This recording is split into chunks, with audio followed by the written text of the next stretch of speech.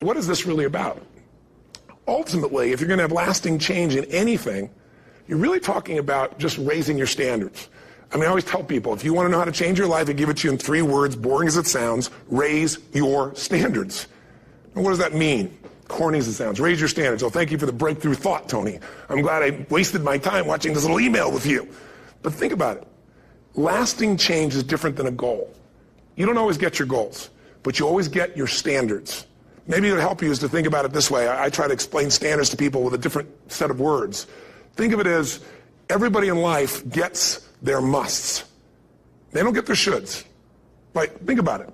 Most people have a list of shoulds, don't they? Don't you have a list of the shoulds, things you should do, you should follow through on? I should lose some weight, I should work out more, I should make more calls, I should respond more rapidly to my email, whatever, you know? I should get into the office earlier, I should be, more confident. Whatever your should list is, people love to have their should list be met, but it's kind of like New Year's resolutions. If it does, it's really exciting, but if it doesn't, which is most of the time, it's a little disappointing, but you kind of know it's not going to happen. But when you decide something is a must for you, an absolute must, when you cut off any possible, you say, I'm going to find the way, or I'm going to make the way. Human beings, when they resolve things, when they make a real resolution inside themselves, which is they raise the standard and they make it a must, they find the way. Think about it in your own life. Haven't you had some area of your life where you raise your standard and your life has never been the same? Maybe at one time in your life you smoked cigarettes, or you did something and you did it for years and you kept trying to change it, and kept telling yourself I should. And then one day something happened. Something just clicked you over. Something took you over that kind of tipping point. And inside yourself you said no more. And it was a very, very different experience, wasn't it? Something inside of you shifted, and what was a should became a must, and you've never gone back. Is there an area like that in your life you can think of? Again, did you ever smoke cigarettes? Did you ever eat a certain way, drink a certain form of alcohol, and then finally say no more, and you just don't go back? And notice this, it doesn't really take any willpower anymore. Because somewhere when we make this click, when we make something a must, we attach ourselves to it. It becomes part of our identity. And one thing I've learned in the last, 33 years of working with people from now over 100 countries, 4 million people, is human beings absolutely follow through on who they believe they are. If you said to me, well, I'm really going to work hard to stop smoking, but, I've been a smoker my whole life, and I am a smoker, I know your days are numbered. You're going to be back smoking cigarettes again, because we all act consistent with who we believe we are. I tell people the strongest force in the whole human personality is this need to stay consistent with how we define ourselves. If you define yourself as somebody who is really conservative, you're not going to be crazy and act nuts unless you're really drunk or something, and then you can say it's the alcohol, when it's really just you finally getting permission to be yourself. The alcohol is your excuse. If you're a really crazy person, you act crazy, outrageous, playful. You don't act conservative because that's not who you are. Very often people say, well, I can't do that. I'm not that kind of person. And I always say to people, really, when did you define yourself? I mean, really, how many years ago did you come up with what you could and couldn't do in your life?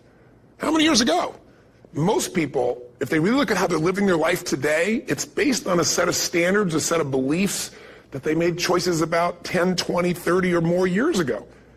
I mean, very often we made decisions in our youth or very young about what to believe, about what we were capable of, about who we are as a person, and that becomes the glass ceiling, if you will, that controls us. There's a corny metaphor, but it's true. I remember one time I was with my family at the circus, and there was a person there, and they had this big, giant elephant. And you look at this elephant, and they take this little rope, put it around the elephant's neck, and they drive this stake into the ground. And I mean, you look at this, and you know that elephant could rip down the entire tent with almost no effort. And yet, the elephant doesn't struggle, doesn't try. Why? Because the elephant's conditioned. And they take that elephant and condition the elephant when it's a baby elephant. That's how they train him. When it's a little baby elephant and it doesn't have the power yet, they put a big rope around it and they drive this huge stake in the ground, and the elephant fights and fights and fights. And one day, finally, that elephant decides, I'm not capable of pulling this out. And once that becomes the definition of an identity of anyone, an elephant in this case, they don't even try anymore. It's just who I am, that's how it is, that's just the way it is in my life. I'd like to ask you to take a look at any place you've got a limitation and ask yourself, when did I decide to accept that limitation? And you may not even see it as a limitation. You might see it as just that's who I am. But so often in our lives, we've adapted to be a certain way so that we don't fail or so that people will like us or respect us, but it's not necessarily who we are. Joy comes when you're spontaneous. It's really hard to be truly happy when you're not being yourself. And most of us have no clue who we are. And so a big part of my work, if you've ever been to an event, you know, is to get people to do things spontaneously without thinking, because that's when the real you shows up. That's when the energy comes alive. And when you do that, when you start to connect to your true nature, suddenly there's energy available for you to set a higher standard for what you want in your life. That's what this is really all about. And when I talk about standards, when I talk about, shoulds versus musts, think about your own life. I know there have been areas in your life where some point in time you just shifted and you raised the standard and your life changed. Because whatever people have their identity attached to, they live. We live who we believe we are. That's just how it works. It's just kind of like, I'll give you an example. Look at your physical body. Your physical body today is an absolute reflection of only one thing. Not your goals, not your desires, but your standards. The identity you have for yourself. If your standard is you're an athlete, then there's a certain amount of strength, a muscle tone, and energy that's available in your body on a regular basis because that's who you are. And so you do whatever's necessary to maintain that identity. Again, the strongest force in the human personality is this need to stay consistent with how we define ourselves. Because if you don't know who you are, you wouldn't know how to act. Once you lock in on that identity, your brain finds a way to keep you there. If you say, man, I'm overweight, I've always been overweight, I'm big boned, and that's the story you've got, then you're going to always find a way to get back there. That's your settling point. That's your identity. That's where things lock in. If you see somebody who's in really great shape, you ask them, do you work out? You know the answer. Yes. How often? And they'll tell you 3 times, 4 times, 5 times a week, whatever. In a seminar, I'll ask people, who here works out at least 5 days a week? And I'm stand up. And you look around that room, and you know that they work out 5 times a week because you can see their body. You don't just get a result without some kind of action, without some form of ritual. Ritual meaning actions you do consistently. Now, do you think those people that are out there working out 5 days a week, do they have more time than you do? Or I have, or anybody else? Of course not. Is their life less busy? Of course not. It's just a must for them. They must work out that way, and they've made that turn and their life's changed. So I'm not saying you have to work out 5 days a week. I'm just saying whatever you really want, wants don't get met consistently. Standards do. Whatever you identify, this is who I am. And so it's not so much about changing your identity as it is expanding it. Deciding that, instead of your goals to lose 10 pounds, which is not compelling, what if your vision was to get back to my fighting weight? This year, this month, this next 90 days, I'm going to transform my body. I'm going to take on a new challenge. I'm going to find some technique or strategy, there's a million of them, that can reframe myself where I want to feel younger, stronger, more vibrant than ever before. Here's my reasons. Because I want the energy to really make my life work. Because it's tough out there, and I want to be stronger than I've ever been before. I want to go in front of the mirror, and if I'm naked, not, want to laugh. I want to look there and take a good look and go, yeah, I'm proud of whatever I see there.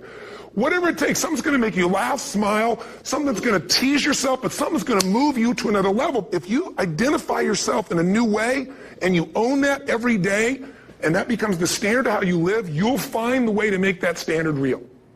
Money's the same way. Think about it. It doesn't matter what's happening, quote unquote, in the marketplace. People that make money find a way to make money no matter what, don't they? I mean, most people's standard is to pay their bills. So that's what most people find a way to do, even when economic times get tough. Most people, if that's their absolute standard, they find a way. Some people's standard is pay their bills most of the time. And so most of the time they do. Some people's standard is not just to pay their bills, but to take care of their family and maybe even some of their friends. And they find a way. In fact, some people may be in a family where they don't have enough money. They barely have money to pay their bills. They work their guts out. And then somebody, their mother, their father, somebody else, their sister gets ill, and there's not enough money to take care of it. Nobody else has money in the family. They don't either, but they find a way to get that money to take care of their mother or father, don't they? And pay their bills. They never could do it before. Why? The situation made them raise their own standard. And not everybody does that. Somebody else in the family might have money and still not take care of their mother. It all comes down to the inner game, my friends. Changing your life is a change in the inner game. The outside world you can't control, but you have absolute control over this one if you learn the dynamics of what shapes you. And